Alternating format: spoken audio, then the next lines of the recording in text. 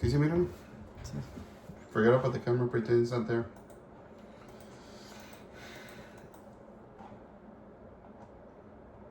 Mira, primeramente... ¿No vas a hacer el intro? Lo de Ted Leader. Sí, lo haces later. Primeramente... Es que no sé si hablar español o en inglés. O spanglish. Pues Spanglish entienden los dos. Ok. Primeramente te quiero enseñar dónde...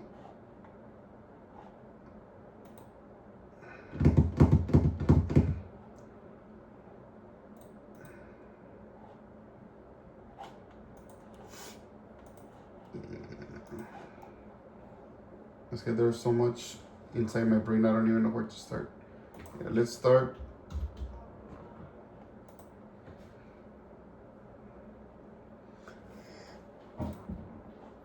Mira, first I'm gonna show you. Hey millionaires, welcome back to the channel. So I'm here with my son in my spare bedroom. I apologize for all the mess in the back. We, like I mentioned in the other video, we moved like a month ago, but we haven't been able to put everything away. It's been a lot lately, but right now I'm building my office in an enclosed area in my house, so I'm gonna be settled in my office in maybe a few weeks. So right now I'm just using the guest bedroom. As you can peek in the back, it's a mess, but here we're making it happen. The closet actually was removed in this bedroom, and a desk was installed, a built-in desk. So that's what we're using right now. I set up my computer now, and I'm just using my phone to film. I wasn't even gonna film, but I was gonna teach my son a little bit about real estate, and he asked me if I was gonna film, so I decided to turn on the camera. So here we go. So first of all, I'm gonna show you how or what documents are needed when you sell a property. So when you sell property, you need a promissory notes. And I'm gonna be typing because I'm gonna give him this notes at the end. That way he can have something to go back to, and he can always see the video again. Promissory note. Unfortunately, I don't know where my Canon camera is, so I would have liked to have another camera looking at my desktop, but I guess I can screen record, but we didn't plan it, so we'll just do it like this. Promissory notes, which is basically a contract that has the details of the agreement. In example, the monthly payments, the term, the address, interest rates, name of parties. What does that mean? Name of parties. Parties are basically the people. So I'm gonna put people in parentheses. The term is basically the term is basically for how long, length, and frequency. So it can be every month on the first for 15 years or for 30 years. So that's basically the term. When you hear the term, that's basically what they mean. The parties, it's a name used for people or persons. It's used in court also. So that's the promissory note. The other document that, and this is when sell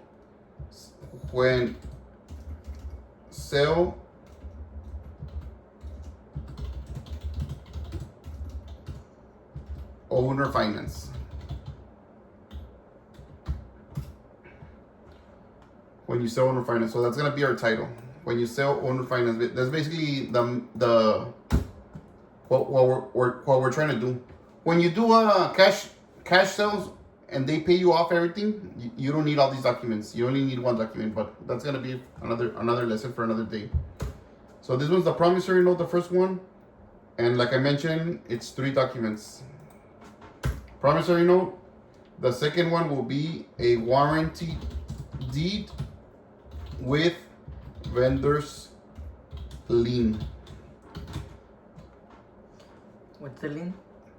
The lien is basically the debt that they have.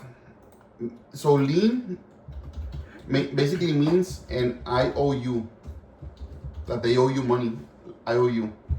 So warranty deed by itself,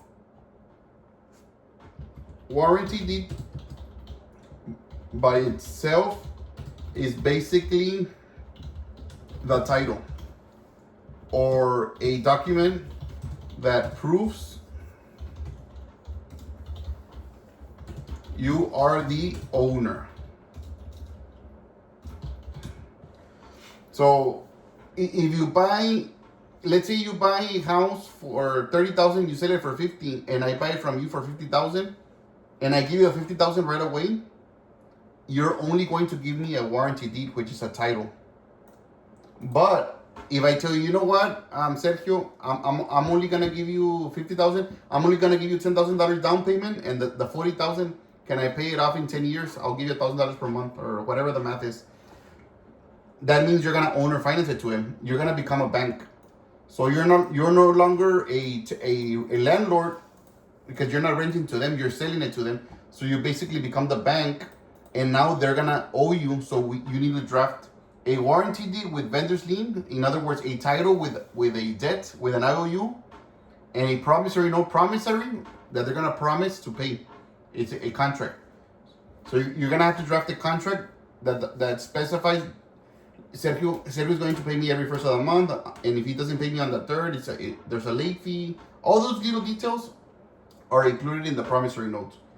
The warranty deed with vendor's lien is a title that you're gonna give it to that you're gonna give them, but you cannot give them a warranty deed only, because if you give them a warranty deed, that means they're already owner. You have to give them with a vendor's lien with an IOU. So you're gonna give them title, but with an IOU. If you don't pay me, I can foreclose. Foreclose means that I can get the property back. I can send you to court and get the property back, because you have a lien, a debt that you owe me, a note. So that's a warranty deed with vendor's lien. The third and last document is a deed of trust. Deed of trust, or DOT, which is the acronym, the deed of trust. The deed of trust is basically, the warranty deed is signed by the seller or grantor. The one granting or giving or selling the property, he signs the warranty deed with vendor's lien. The promissory note is signed by the buyer, because they're the ones that are promising to pay you. Is signed by the buyer or grantee. Grantee, because they're the one receiving. So one is grantor, the one giving the property, and the other one is receiving it, is a grantee. So the deed of trust is signed by the buyers. The deed of trust is basically a document where they agree to pay back. If not, they will be foreclosed. In other words, they will lose the house if they don't follow the agreement on the promissory note. So those are the three documents that are drafted when you sell a property owner finance. And I'm gonna show you an example of a property that we sold owner finance. Let me see.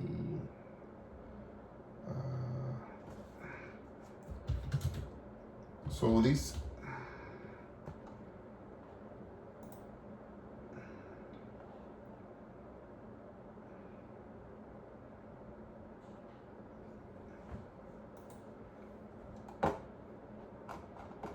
So this Cedar property, we sold it owner finance. As you can see here, The total cost of what we sold it for is $399,000. We received $50,000 down payment. We financed $349,000. Finance means that's what they owe us. Yeah. The interest rate is 10% or 0.83 a month. If it was 12%, it would be 1% a month. 12% a year. So this was a year and this was a month. So it's 12% a year or 1% a month. But in this case, it was 10%. So it equals to 0.83 per month. The term is 180 months or 15 years, which is the same thing. The orange ones son los que te pagaron. The orange and yellow is what is already paid. ¿Verdad el pago? So right now, if you want to know if something happens to me and I pass away, you can come here and check on December 1st, 2025. After December 1st payment, this is what is owed. $316,000. And every month, if you see, like when back in March of 2023, they gave their first payments.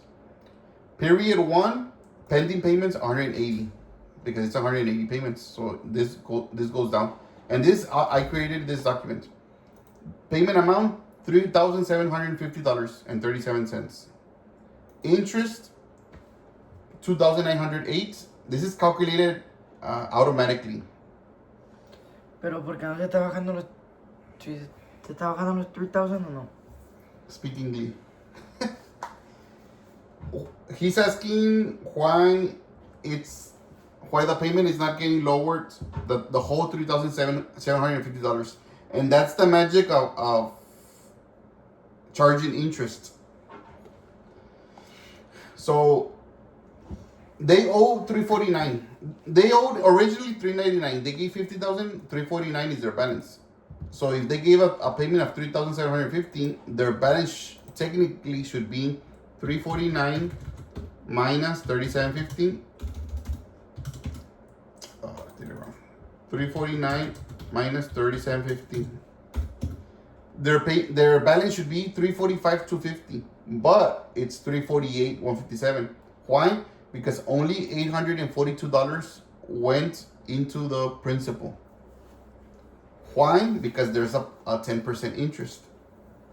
So how does interest work?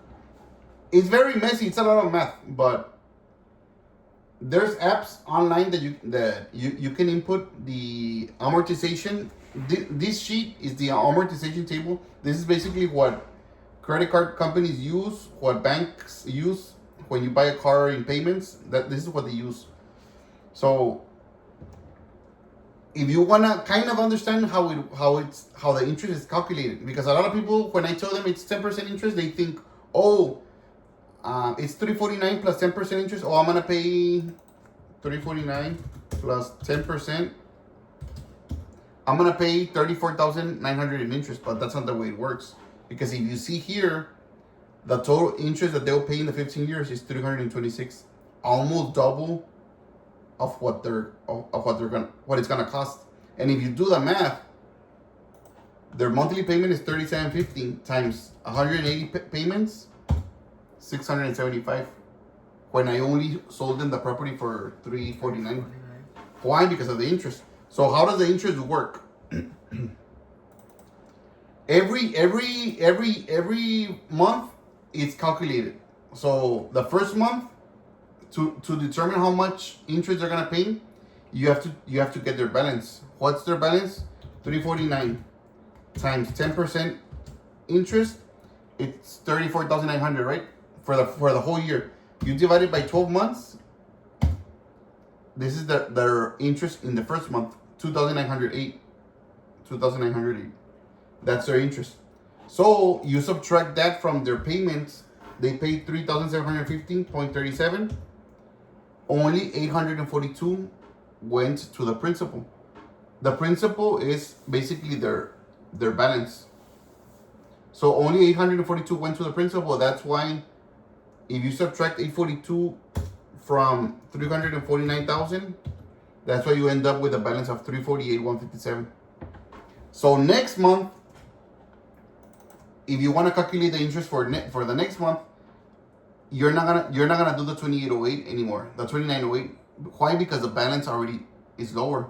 So for the next month, you have to calculate 348,157.96 times 10% interest. This is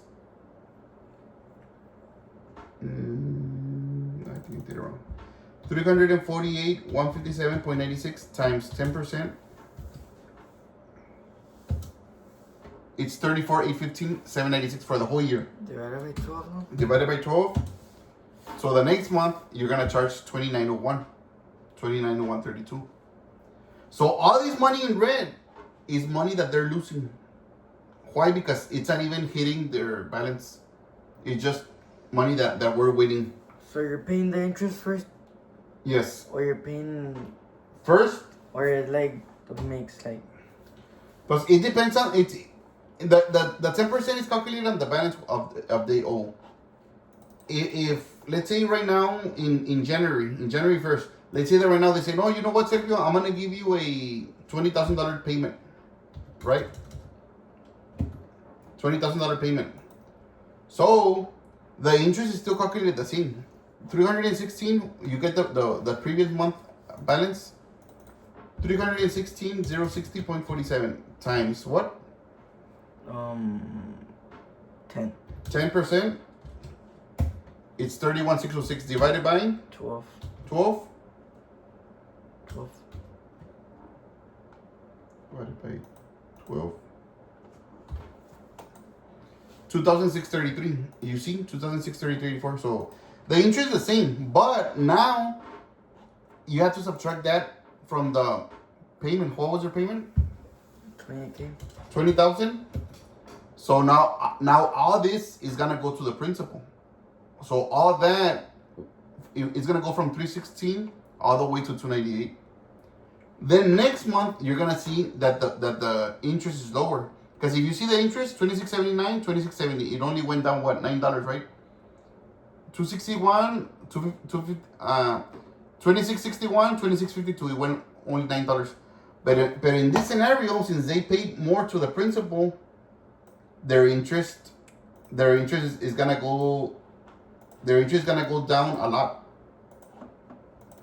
From 2633, they're only gonna pay 2489 interest for the next month. It's like $150 less. Why? Because the balance is lower. Because they attacked the principal. So the more you throw at the principal, the less interest you will pay, because the interest is computed on the whole amount that you owe.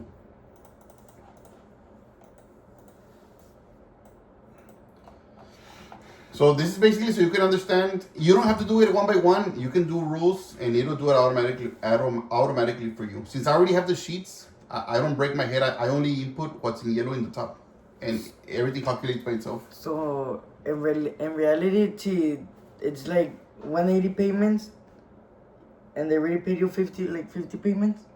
Right now they paid me 34 payments. 34 payments, and so let's do the math. 34 payments times 3750. They've already paid 127,500. But their balance is still 316. Let's say the 35th payment. Let's say they paid like in cash. They would only owe you this, or? Yeah. So entonces the interest wouldn't work anymore. No. When somebody comes and says, you know what, Sergio, I want to pay you off, they're gonna save themselves all this interest that they were gonna pay me. So I lose the interest, but I get my money out, and then I can invest it in another property. But you already got like some profit over here. I already got a lot of profit, because for these deals in specifically, I invested $225,000. Well, it was $145,000 plus $80,000 in rehab. So I invested $225,000 in this deal. $225,000, but I got back how much? 50. I got back 50,000. So that puts us what? How much money do we have in the deal if I invested 225 and I got 50 back? But 175. 175. So out of my 175, I already got how much? I got 34 payments of 37.50. How much did I get? 127. 127,500. So if you do the equal sum, this minus this is what I have in the deal. This is the only money that right now, out of my money, this is the only money that I have in the deal. 47,500. Do you see why? Why? Because I invested how much? 145, 80,000 rehab. Yeah. 145 and 80,000 rehab is how much? Como 225. 225.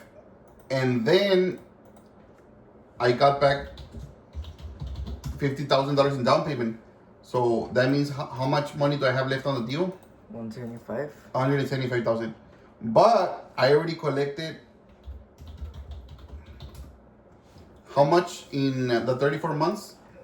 127,500. I already got back 127,500. So that means how much of my money do I still have in the deal? 47,500. Yes. So let's say if they would pay you everything. So if right now they come and tell me, you know what, Sergio, I want to pay you off. See, if right now they call me, they already paid the first. So if right now they call me, I want to pay you off. This is the amount that they owe me. 316,000. Let's say they give you a check, that check, the rest, like the 47,000, lo perdiste was profit. No, the 47,000 is what I have invested in the deal. So that's gonna be profit, not 314 minus 47,500. Yeah, 316,016. So 316,016.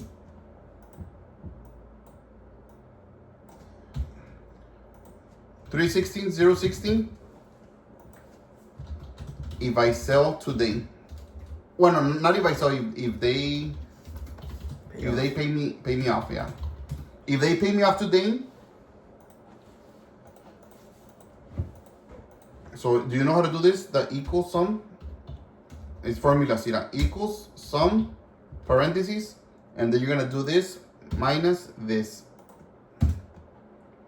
So this will be my profit. This will be my profit. Why? Because I already got back all of my money, and I'm gonna be walking away with 268,000. But let's say como, how many more months do they need to pay off the 47,500? So you do 4750. So 47,500 divided by 3750. So in 12.6, so basically in 13 months, I'm not gonna have any money in the deal, nor profit, because I already got all my money back. So I'm gonna have an investment that I basically didn't put any money because I already got all my money back. That's gonna be producing. So you're gonna get like 326,000 back.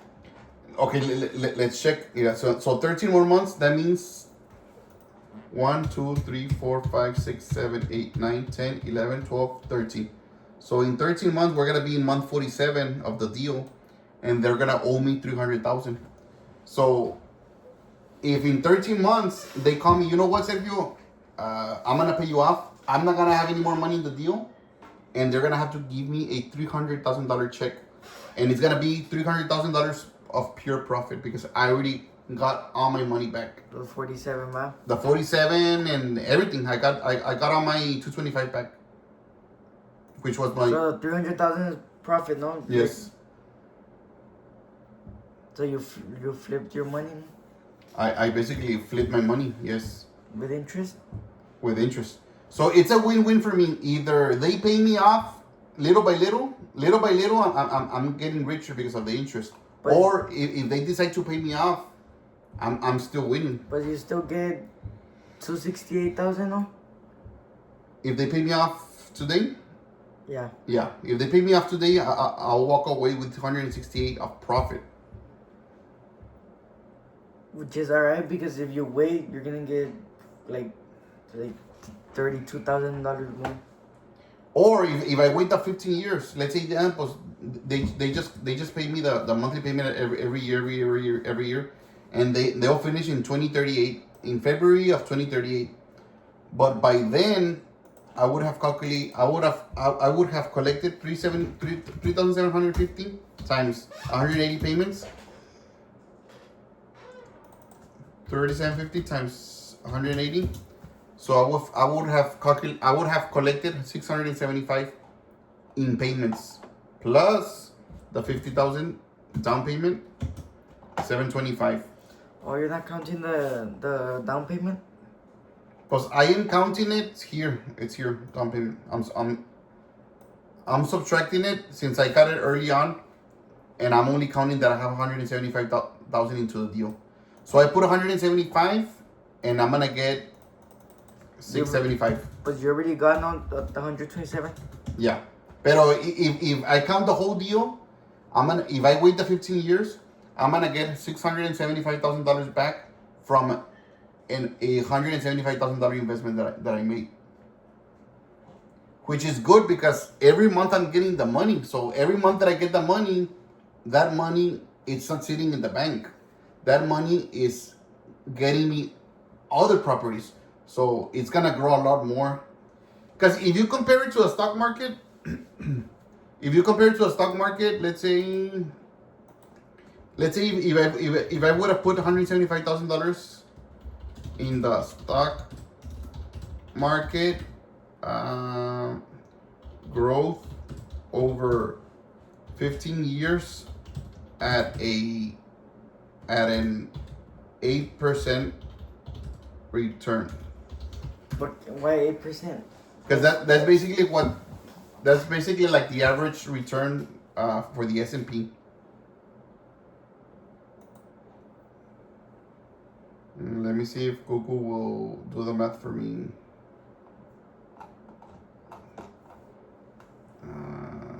Copilot.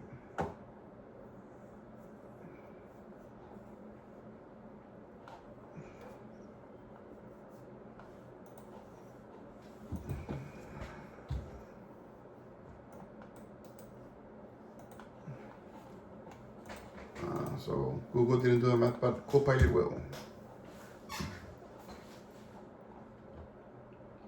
So estimated future value is 555.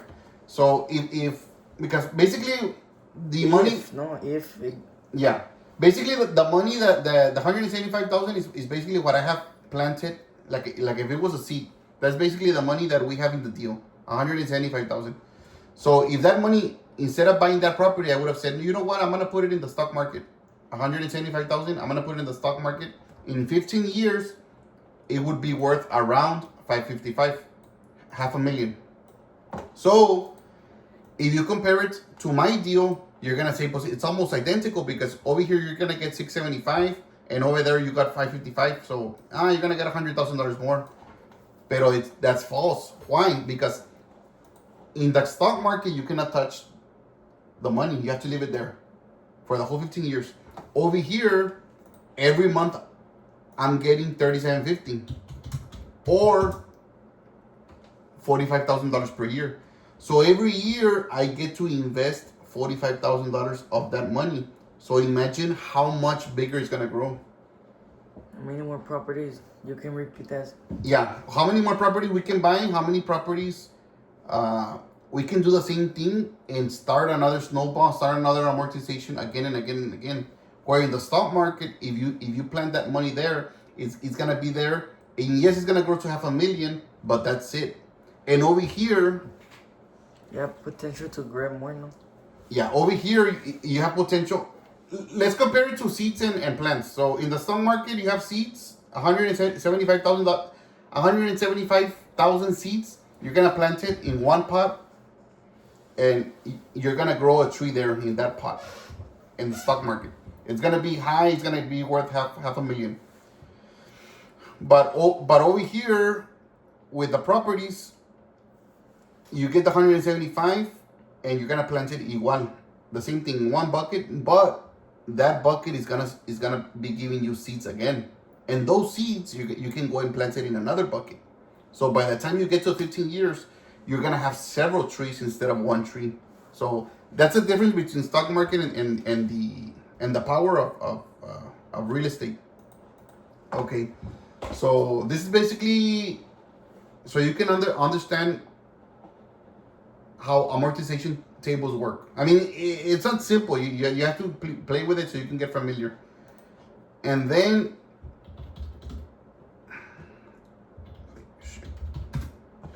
I think I have some blank ones.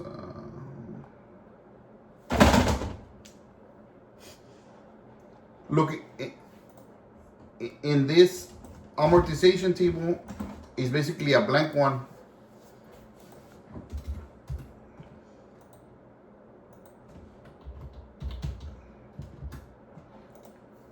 You can play with it. You can put. That one's a blank one? Yeah, I mean, this is an extra one that I use. Pero meaning they haven't paid you for it? They haven't paid you, or? No, meaning this is just an Excel that I made just to play with the numbers. So let's say, oh, I saw the property for 100,000, and then I asked for $10,000 down. I'm gonna finance 90%, and then I do a 12% interest, and then I want them to pay me in 180 months, which is 15 years. And this is gonna be the payment. So you can see how it calculates automatically. I would just have to change the dates. So I'm basically showing you this to let you know that you don't have to be breaking your head to do the math for each month. It calculates automatically, but it's important for you to know how it's calculating it. Divided by 12 times 10%, all that. So this is just an example. Also, this is the fourth document that I gave them. I forgot about that. This is the fourth document that I gave them when I sell a property. So I give them the promissory note, the warranty deed with vendor's lien, the deed of trust, and the amortization table, which now you know what it is. That way the clients can know how they're going with their payments, huh? Yeah, how they're doing with their payments and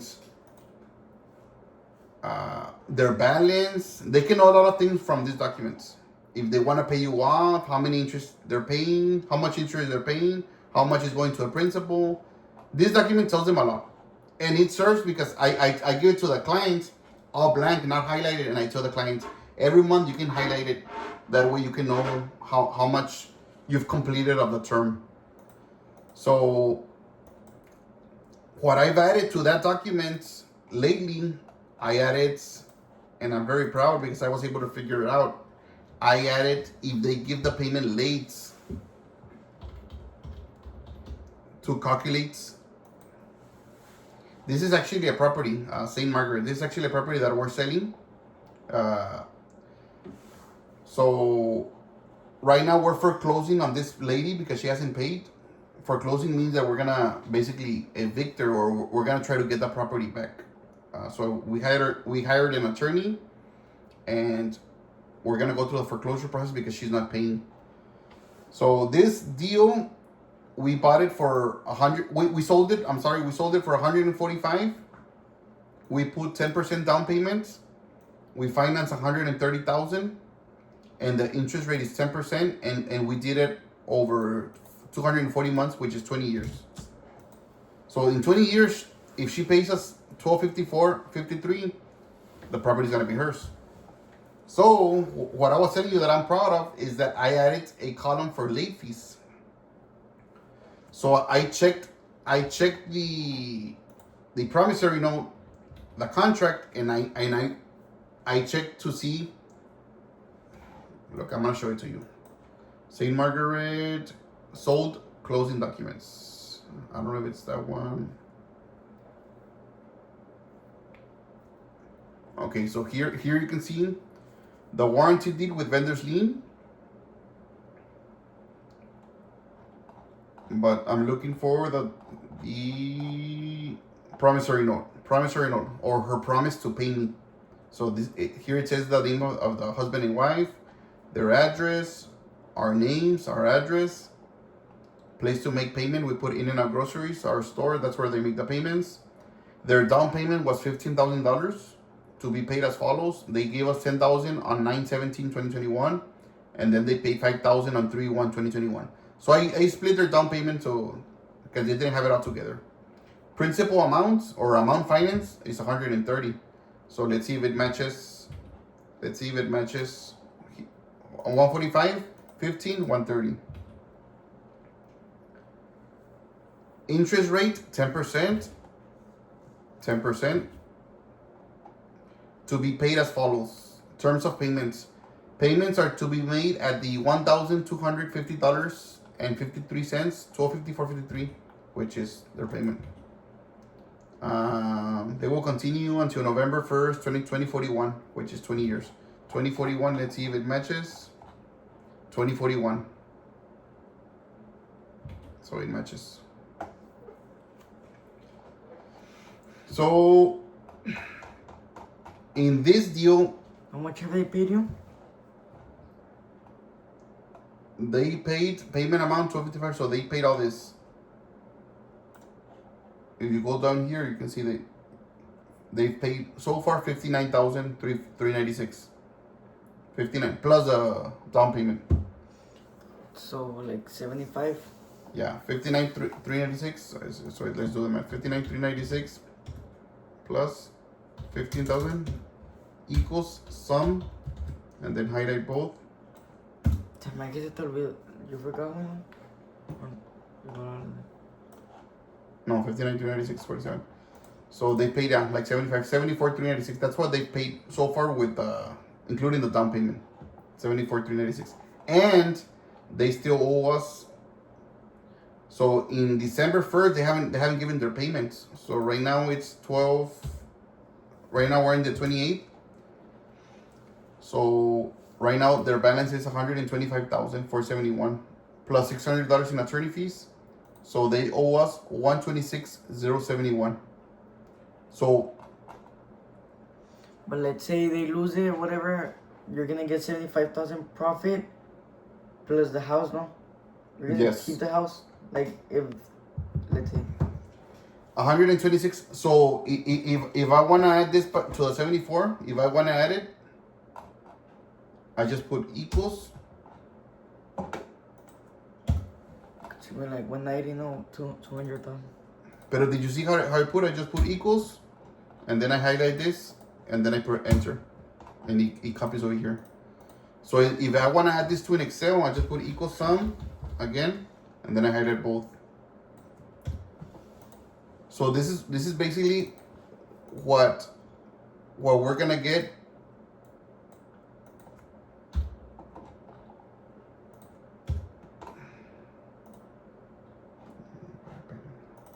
Like that are like 200.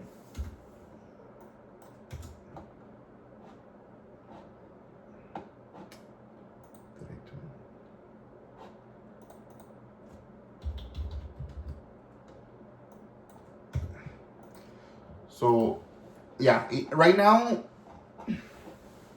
this property in particular, we bought it for $96,000. So we didn't buy it that cheap. We paid $96,000. And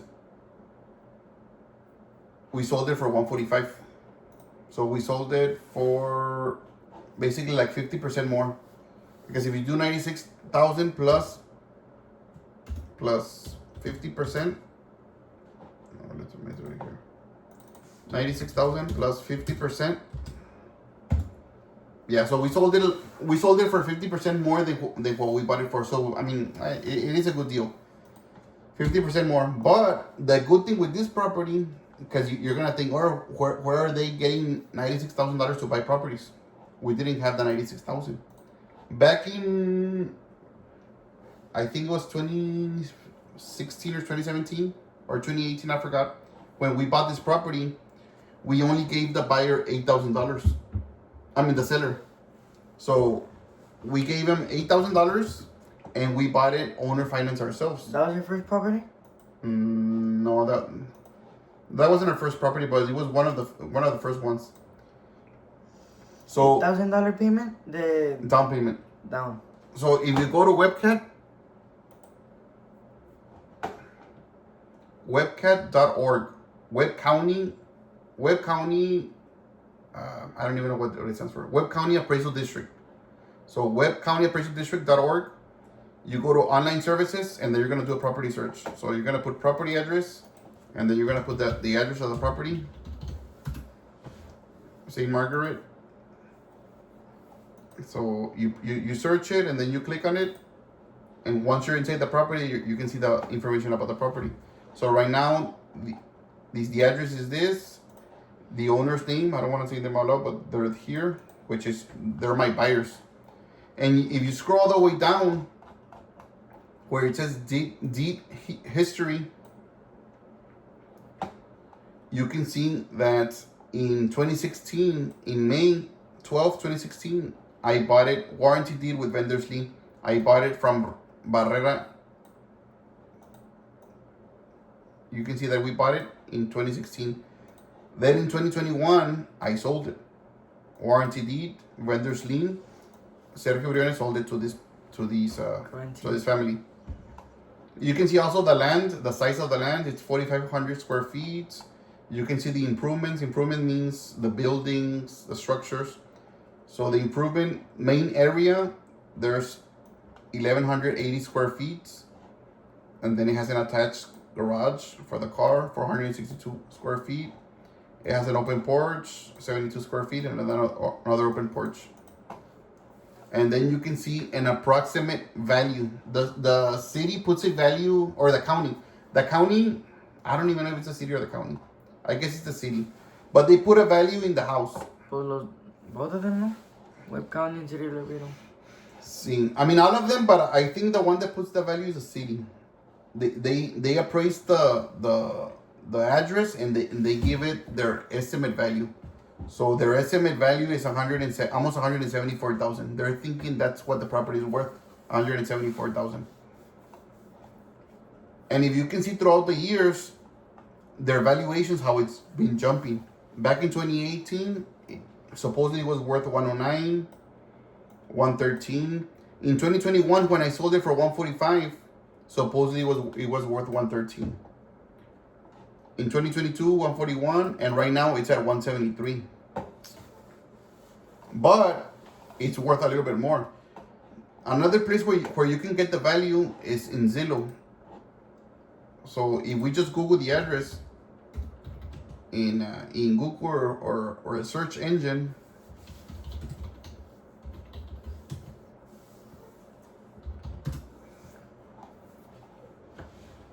one of the first or second option is going to be Realtor or Zillow.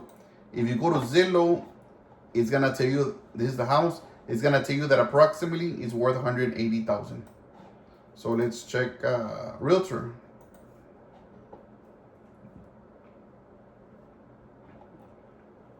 Realtor 187. So you're getting 187 from Realtor, 180 from Zillow, and 173 from the city. So you can know that más o menos it's worth around 180, 185 cash. But if you sell it owner finance, since owner finance is basically people that cannot go to the bank because the bank won't qualify them, either because they don't have a social security, they have bad credit, they don't have all the requirements that the bank wants. For whatever reason, their bank rejects. The bank doesn't want them. So if the bank doesn't want them and they don't have all the money, all the 180,000 to buy this house, they're willing to pay a premium. So you can sell a little bit higher. So usually... What's a premium? Someone like you? No, a premium means like when you go in and put gas in the car, there's regular, medium, and then premium. Premium is like the best, so top tier. So when I'm Diga que les hablan, que los saluden. ¿Quién es? Hola. Ya me arruinaste el video. Pásale para que salga en el video. Ay, me quedo. Acá está la cámara. Ahorita no se quiere. Ay, Luciano. La carne ya se está spilling. So what I'm saying is that you can sell at a premium, you can sell higher basically. So if it's worth 180,000 cash, you can probably sell it for at least 10% more. So if I was gonna sell this house owner finance today, I would sell it for around 200,000 owner finance. Why? Because those buyers have no option. So you're kind of taking advantage of them, but not really, because I mean you're gonna park all your money there, because they're only gonna give you right now $10,000 or $20,000, and you have to be the bank and collect payments every month for 15 years, instead of getting the 180 outright. So since you're willing to play bank and be the bank for them, you get to sell at a higher valuation, either 10 or 20% more. But I guess 200,000 would be a good price for this house today. I sold it for 145 in 2021. Did I make a dumb move? No, because in that year 145 was a good valuation. But you can see the power of appreciation. Appreciation means that things keep getting more expensive and more expensive. So what I added is I added this column, and I checked in the closing documents. I probably closed it already, but in the closing documents, it stated that after 3 days of late payment, you charge $75, and then $5 after every day.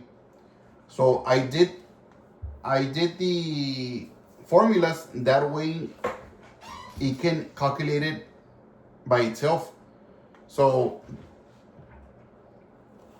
Yeah, there, why is it one day late? $80.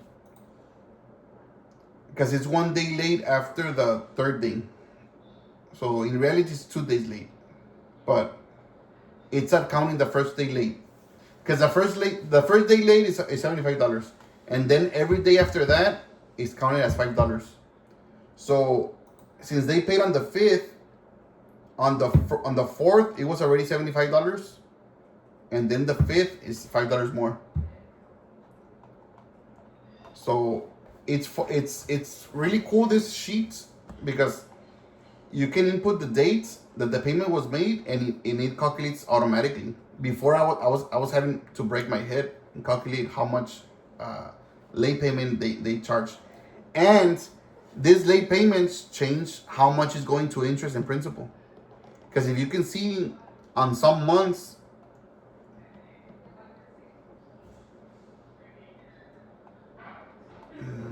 like on this month, even though they made a payment,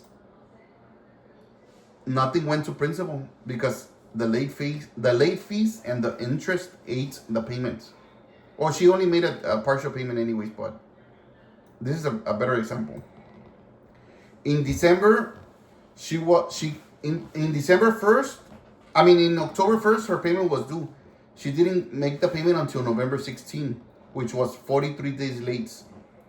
That means $290 late fee plus the interest. Nothing was left over for the principal. So the principal, instead of going down, it went up. Because of the 43-day late rate? Yeah, because she's paying late. It's pure profit. Yeah, pure profit.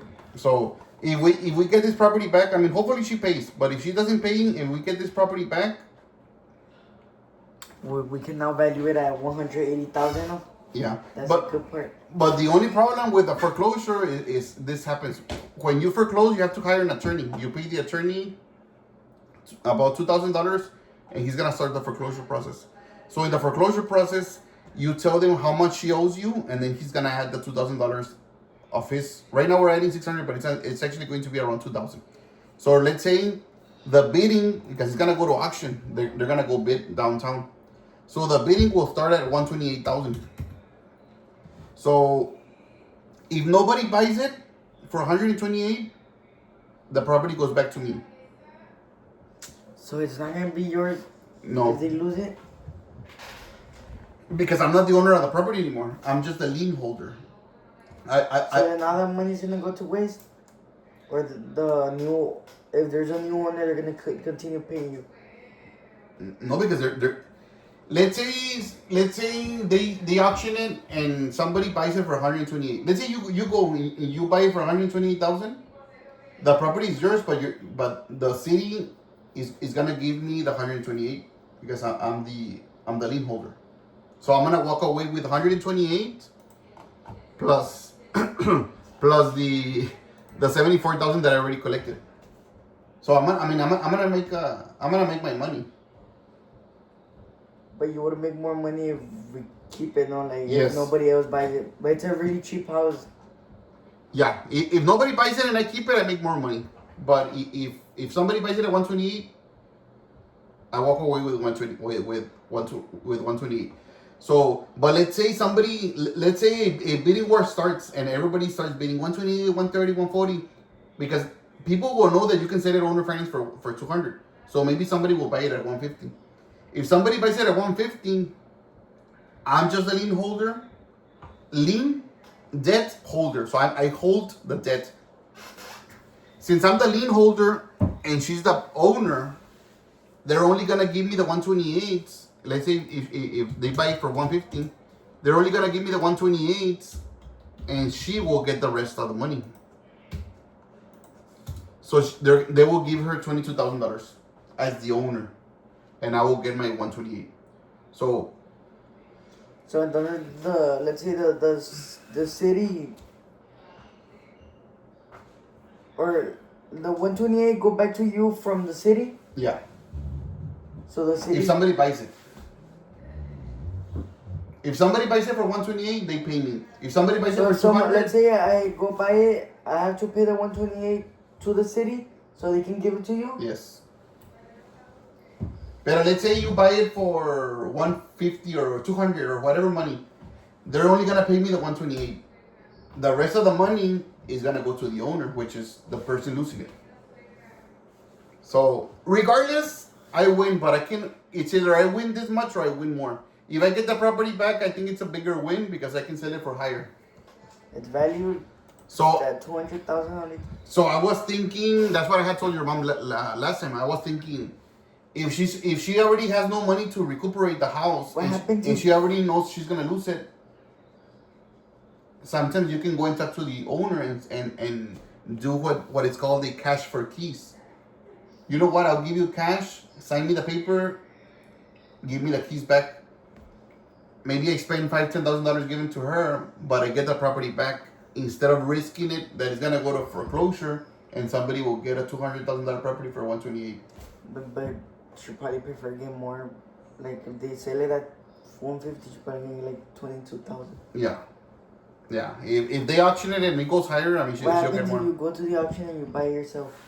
I can. That's a good question. That's another option.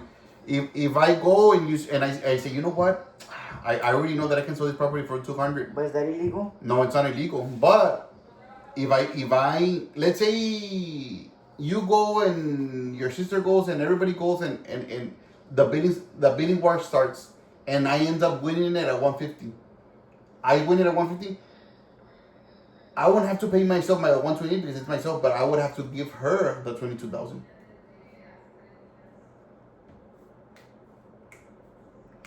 Even if you buy the city's not gonna give you the 128. But how if I would have to give it to them, they're gonna give it back to me. Because if I buy it, it's already mine. The 128 is credit that I have there. So if I win it, the city's not gonna give me 128 because I want it back. I have the house to sell. I'm gonna sell it for 200 now. But if I wanna buy it and if I go up to, let's say somebody throws 129 and I say, I'm gonna throw 130 and I win it for 130, I would have to pay the $2,000 over the 128 to the city, so the city can give the $2,000 to the lady. So if I want it, I have to pay the difference basically. If I want it at 140, I have to give the city $12,000 so they can give it to her. That's the legal way to foreclose. Right now she hasn't paid you? Right now she hasn't paid. She hasn't. Well, she made a partial payment in September of only $400, and the whole December she hasn't paid. And she has a lot of late fees, so she owes around $6,000. Of late fees. Late fees and partial payments and no payments, yeah, and attorney fees. She owes around $6,000. So Plus this, no? No. yeah, plus the 125, but the 125 is she can pay in payments. What she has to pay now is the $6,000 to catch up. But that's good, no, because you're getting a lot of profit on the late fees, interest. Yes. And Which is something that I wasn't collecting before. Before I wasn't collecting the late fees. Now I'm inputting it so it can calculate automatically. And even though I may not collect it right now, at the end when they told me, hey, this is the last payment, I'm gonna say, you know what? These are all the payments that were made. They were given on this date, and this is the late fees. You still owe me this much.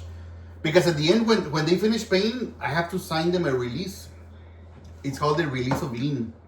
So I have to sign them a form. Because right now, they're the owner of the property. If you saw in Webcat, the property's in their name. Gerardo Garami, I don't want to say the name. The property's in their name, they're the owner. But they have a vendor's lien.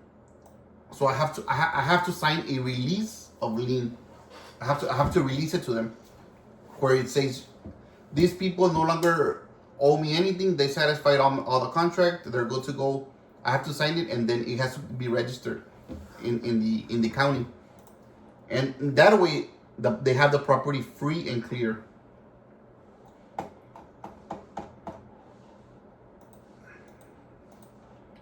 So I don't know if you have any questions. I mean, we haven't even began with the documents, but I don't know if you have any questions. Yeah, this too, right? 1 hour. 57 minutes. By the way, he's my 16-year-old son. He's my youngest. I asked my daughter if she wanted to learn, and she said no. He's more into numbers. She's more into sales. So I guess I have to teach them based on their skills. But what do you think? What questions do you have so far? Because I poured a lot of information into your brain. No, but it looks straightforward. Like, so if you wanna, okay, let me give you a little test.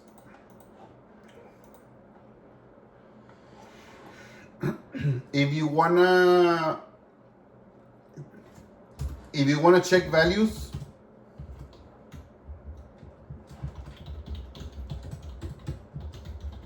if you want to check values of a property, where would you check? Webcat, Zillow, Webcat, Zillow, Realtor.com. Very good. Realtor.com.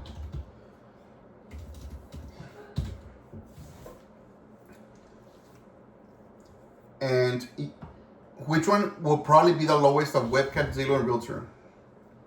Webcat, no? Yeah. Because it's the city. Yeah. Very good. Usually the lowest.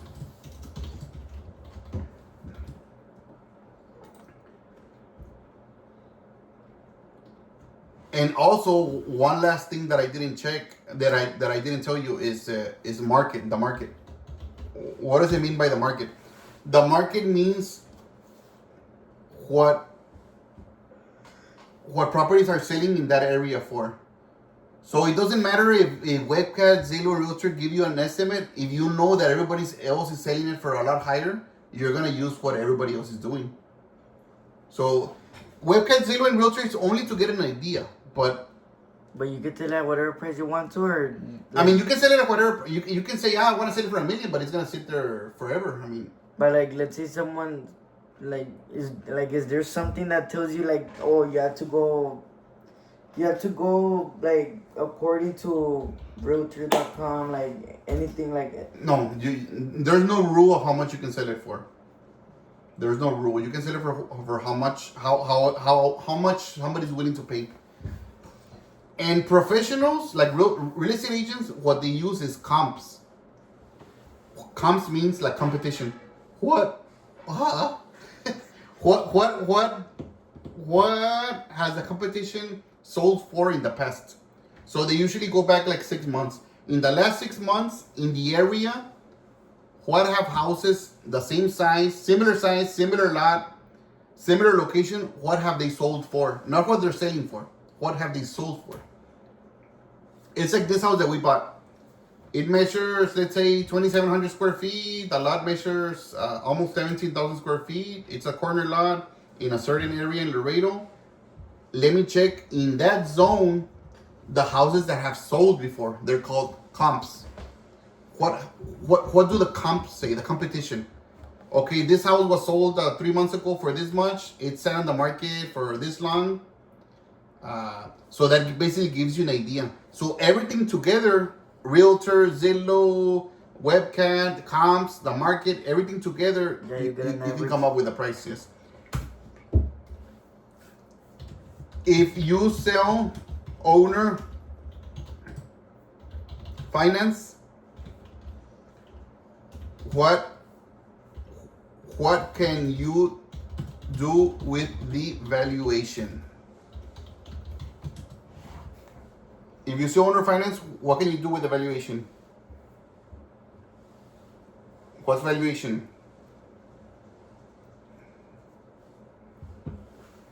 like what it's worth. What it's worth. So if you sell owner finance, how much is it gonna be worth? Owner finance es como the payment, right? Owner finance is payments. What did I say? If a house is worth 180, like the one that we were checking, it's worth 180. But if I sell it owner finance, we can do what?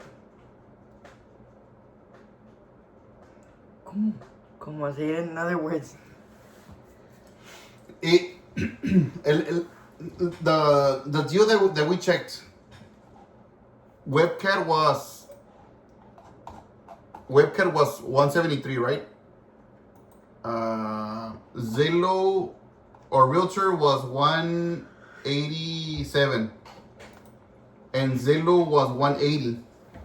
But I told you, if we sell it owner finance, how much can we sell it for?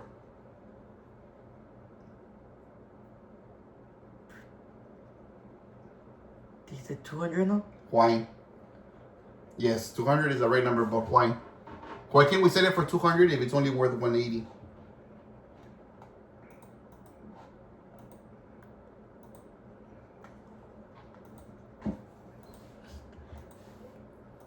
Con el interest.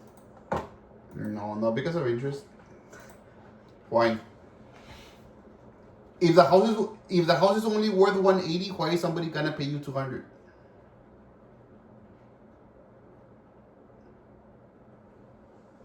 No me acuerdo. Okay, he forgot. Hacer eso. No, I'm not gonna edit it.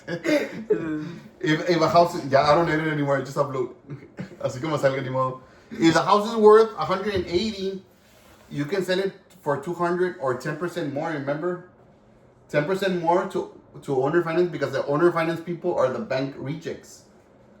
They're the people that they don't have the cash to buy Or no social security. no social security or no credit. Basically, they're like the problem child. The bank doesn't want them. The bank says, you know what, we don't want you, close the door, we don't want you. So if the bank doesn't want them, Sergio's here and he'll say, I'm a bank. I'll sell you the house like a bank. I'm going to act like Wells Fargo, like IBC, like all these big banks. I'm going to do the same thing. I'll do an amortization table and you can pay me in payments and I'll collect the interest. So since they have no other option, you're the only option, you can sell at a premium, at a higher valuation. So you can sell at a premium because they are bank rejects. That's why one of the businesses that we have, what is called bankless financial services. Bankless, because basically you're working with people that usually the bank doesn't want them. I mean, I use the name for another business for the money transfers and check cashing, but originally that was the idea. The owner financing was going to be called bankless financial services, because you're basically being a bank for people that don't qualify. So check valuation of our property. So I wrote here check valuation of our property. Webcat, usually the lowest. Zillow, Realtor, Market, and Comps. Market and Comps. If you sell owner finance, what can you do with evaluation? You can sell at a premium because your clientele are bank rejects. So what is an amortization table? What is or what does it have? What is it? Or if you hear amortization table, if somebody comes and asks you what is an amortization table, I've never heard that word. What are you gonna say? To keep track of all the payments. To record all the data. To keep track of payments on a loan. On a loan with interest. So that's basically what an amortization table is. A report to keep track of payments on a loan with interest.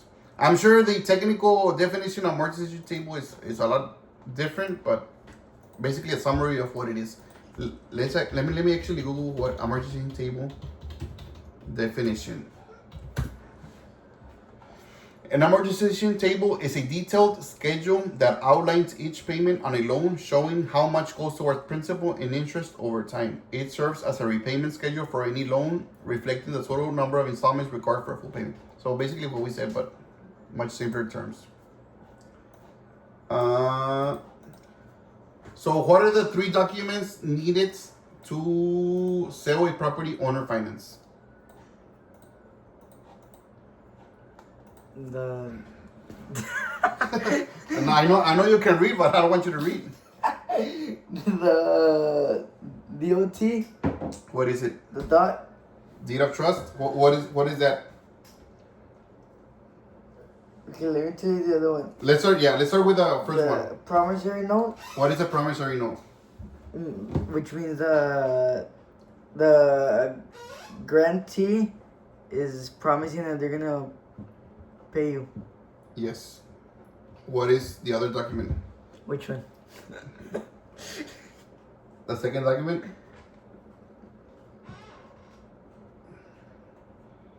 What is a warranty deed with vendor's lien? What does it mean? It's a warranty with ¿Qué era lien? Lien is debt. What is debt? That they owe you. So what is a warranty deed with vendor's lien? Vendor's lien. No, ¿cuál es? So let's check our notes. How are you? Promissory notes. Promissory note is a contract that has details of the agreements of the purchase agreement. In example, the monthly payment, the term, which is the length and frequency, the address, interest rates, name of parties, the people, etc. It is signed by the buyer or grantee. The second one that you forgot, warranty deed with vendor's lien. Lien is basically an IOU. Warranty deed by itself is basically the title or a document that proves you are the owner. It is signed. It is signed by the seller or grantor. So when you buy a car, they give you a title, and they have to sign over the title to you when you buy a car. When you buy a property, the title that they give you is actually called a warranty deed. So warranty deed is title. Remember that. Warranty deed, title. With vendor's lien means that they're going to give you payments. There's going to be debts. With vendor is the person selling it. With sellers, IOU, debts. They owe you. The last part is the deed of trust. What is a deed of trust? It is signed by the buyers. It is basically a document where they agree to pay back. If not, they will be foreclosed. And when a seller forecloses a buyer, they use the DOT documents.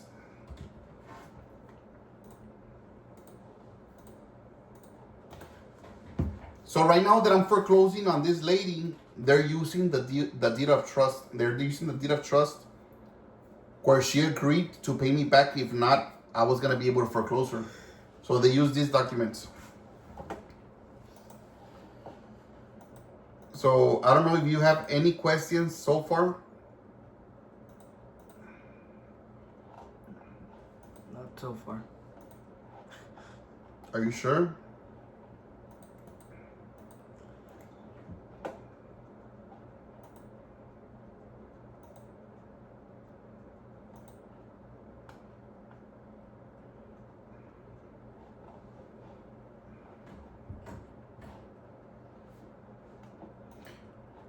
And this is how I keep track of the rental income. Every year, I use Excel a lot. Every year, this is year 2020. Every property, what I get every month, the total of every property, and then here's a total per year that I collected. 21, same thing. 22. 23, 24, 25. This is this year. I haven't done it. So this is some of the things that you can do to help me. Girl, I wasn't gonna get $500,000 a year, man. Almost. Because how much did you make in 24? 24, 483. But I imagine we But more properties, no? it helps because I've sold like in 2024 I sold a property and I got 117,000. So when I sell a property, the ones in green I sold properties. I got a down payment of almost 20,000 for Santa Clotilde. I got 25,000 down payment for Monclova. I got $20,000 for Baltimore. So when I sell, it helps to go up a lot. What is 822? What's in Carlos? Which one? Is that la third? Is it? Oh, this one because I pay myself rent in the store. So the business, the In-N-Out Groceries, pays me, even though it's our business, I charge it rent. And then the taco stand outside, also I charge rent to the tenants. So just the taco stand last year gave us almost $12,000. And then the store, the In-N-Out Groceries business, our business paid us $42,000 in rent. And then this is a lot that I just sold. 802 Independence. We collected $6,000 in rent just for the land, $500 a month. So in 2025, I have to fill this out. And what I use to fill this out is that I go into the WhatsApp group, the Barones Legacy WhatsApp group. So every time a tenant or a buyer goes and pays every month to the store, I ask the employees, the cashiers, to send a picture to the group That way, in the WhatsApp group, I check. We're using our phone. But I check and I fill this chart out. That way, at the end of the year, I know how much rent we collected for the whole year for every property. Pero como si no, we're barely gonna start off. No, this is 2025. I haven't done it. I have to fill all this out already. Like Monclova, I know that every month they've been paying $1,500, like clockwork. So I know I can fill this out because they paid every month. Like the good paying people, I can fill it out right away because I know they've been paying. Like the taco stand, I don't know because in the last few months we haven't rented it because we've been having problems with the city. So this one I have to check how much they actually paid. San Carlos, I know for a fact that we've been paying, except for this month we haven't paid the rent. The Pine? Pine, she pays like clockwork. Where's Pine? This one? Yeah, she pays like clockwork.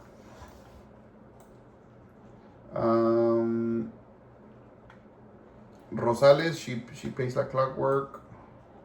Cedar, they pay like clockwork. Roque, he pays like clockwork. Roque. This one too, Fremont, they pay $200. This one I bought it with their grandma with my mom, so we get half. We sold their owner finance $585 a month, so we get $282 each. And how much was your investment? Like both of you? $9,000 and $9,000. We bought the property for $18,000. We bought it for $18,000, and I think we put in like $2,000 of maintenance, so all in was like $10,000 each. Then we sold it owner finance for 15 years for 53, I think, or 55. And we got like $15,000 down. So we basically don't have any money in it, and we're getting like $300 every month. And we have no, when you have no money invested and you're getting money, that's infinite returns, infinity. Because you're getting money out of nowhere. So that's one of those deals. The apartments, he's been paying every month. This, he also paid already in December. ¿Y los de cadena? Que son los del cenizo, ¿no? See, those I have to check because sometimes they pay, sometimes they were vacant. So those I have to check. Vidauri, she pays like clockwork. Margaret. This year's gonna be lower because I haven't sold anything, casi. St. Pius? St. Pius, they pay good. Where are they? First one? First one. Yeah, they pay good.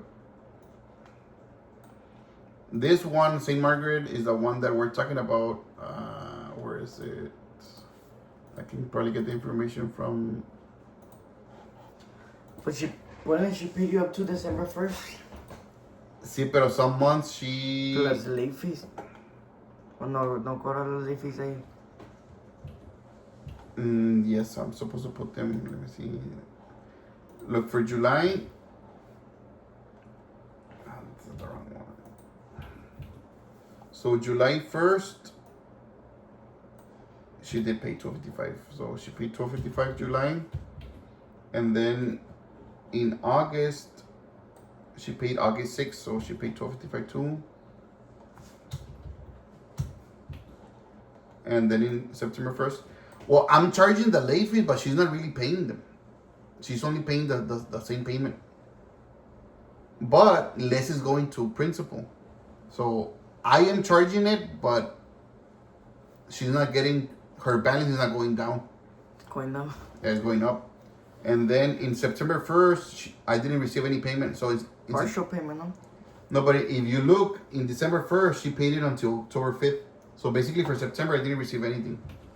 So in the whole month of September, I didn't receive anything. And then in October, on October 5th, I received $421.84.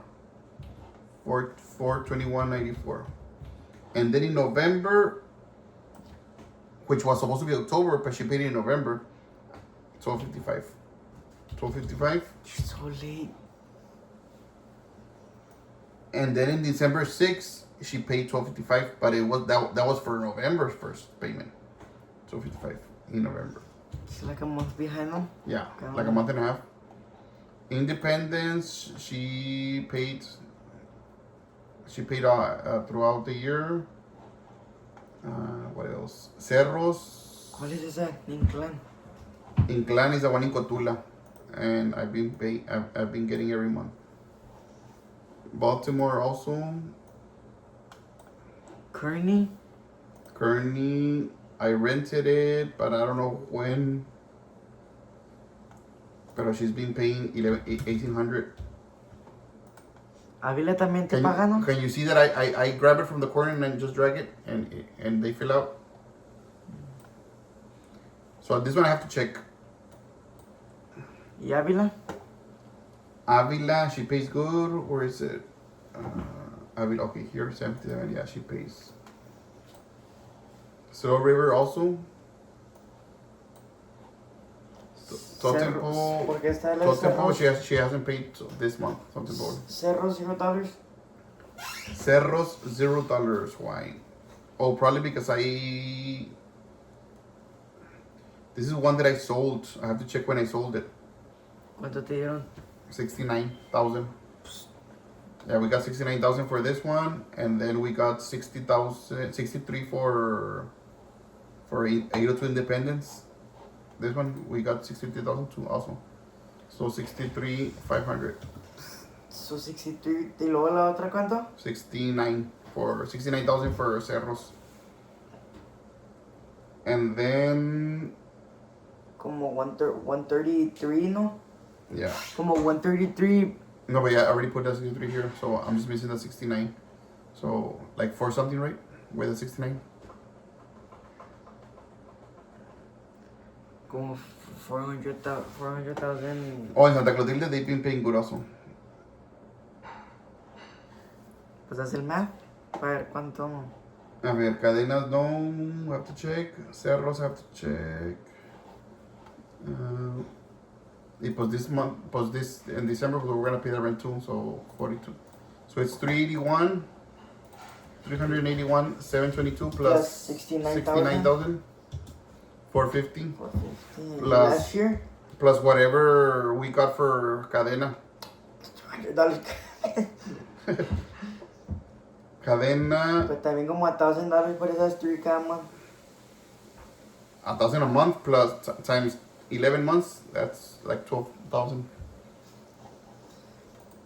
Last year, 483. So we sold it a bit more last year. And then 2023, 432. 2022, 428. Pero también 450 and you didn't sell much. So 349. you're still gonna get next year, bro. Sí. Yeah. So this is how we keep track of the rental income. Well, this is rental income and also owner finance. It's total income. Rental income and owner finance. And then rental income, owner finance, rental portfolio. This is how I keep track of the expenses. De lo que gastas. But I do it for each property. I basically only do it for the rehabs because every month you may fix a light here and there, but it's not much. But when I buy the property and I rehab it, I do calculate everything. So in this example for Baltimore, 1904 Baltimore, this is the one we sold to Marroquin. As soon as I buy it, I start documenting. Recording fees, 1206, down payment, trash removal, landscaping, Alex, cuando fue con Brian, contractor payments, electricians, lows. I documented everything. So in this property in particular, we invested, total investment out of pocket, $60,000 that I put into that property, $60,000. And then I had a mortgage of $59,000 because I'm paying it, so it's $119,000 that I put into this property with debt that I owe and with money that I put in. So this is how I keep track.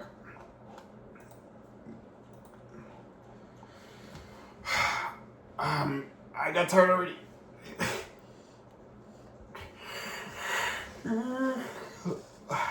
Oh, we're continue next lesson tomorrow, no? Yes. Monday. We're gonna wrap it on, millionaires. We're gonna wrap it on for this video. So I see that my son's learning. I hope you guys are learning too. I'm basically double dipping, teaching him and then teaching you all. It's very basic information. Well, to me it's basic because I already know it, but maybe it's advanced because doing this is basically what is making us millionaires. Doing all these deals and where to check for valuations and where to check who's the owner, how to keep track of rental income, expenses. All this is basically the back end of the business, and a lot of people don't see it, so they think that I don't do anything or that I'm being lazy. But I work a lot with numbers, and if you see that there's a lot of information going on, how to track expenses, their balances, late fees, who has insurance, how much property taxes is owed. Just the property taxes is a whole report. Property taxes for 2024, 2025, how much we're gonna pay in property taxes. The properties that we own, the ones that are owner financed, the buyer has to pay the property taxes, but you still have to calculate it. And then you have to ask the buyer, hey, did you pay the taxes already? This one's not even yours. Why are you paying it? This one I had to pay it because the owner didn't. This is the one we're foreclosing because she didn't pay it, so I had to pay it out of pocket. So this is money that she owes me. And then there's some properties that we're paying the bank, and the bank pays it for you. So you just gotta stay on track of everything. So there's a lot that goes on in the back end of the business. Just like the grocery store, the real estate business, there's a lot of in computing or inputting numbers. And computing numbers and calculating, and there's a lot of things going back on the back end, but at least he already got a good idea of what I do, and I really want to teach him and my daughter in case I want to move on to a different business, or in case I pass away. I don't want to pass a burden. I want them to already know how to take over. This is part of the building the legacy, because the business is called the Briones Legacy. So this is part of legacy. How do you pass on the baton? Why are you laughing? Why are you laughing? He doesn't even want to learn. He's laughing because his sister doesn't want to learn, but she has to learn. Like I mentioned, she's getting her real estate agent license. She already finished the classes. She's getting her exam. She's much better at talking to people in sales. He's much better in sitting down and doing numbers. I'm not saying he cannot be good in sales, and I'm not saying she cannot be good in numbers, but that's where they shine right now. And it's like the Albert Einstein saying, if you judge a fish by the way he can climb a tree, he's gonna live all his life thinking he's stupid. So it's better to challenge them in areas that they excel, and for them to grow their skills where they shine the most. So I think he's gonna be very good like me for the back end, for the numbers. Maybe later on he can start taking some calls with clients. He can post an ad on Facebook, or he can start receiving calls. Hey, how much are you asking for this property? We're asking for this much down, this much per month. So thanks a lot, millionaires, for sticking by. It's already almost an hour and 30 minutes of class. So I hope you guys learned something. I don't know if you want to say the last word. His name is Sergio Valentin. We call him Valentin. I don't know if you want to say the last word. We have the same name. Yeah, we have the same name. Thank you for watching. Little millionaires. Bye, millionaires. Peace.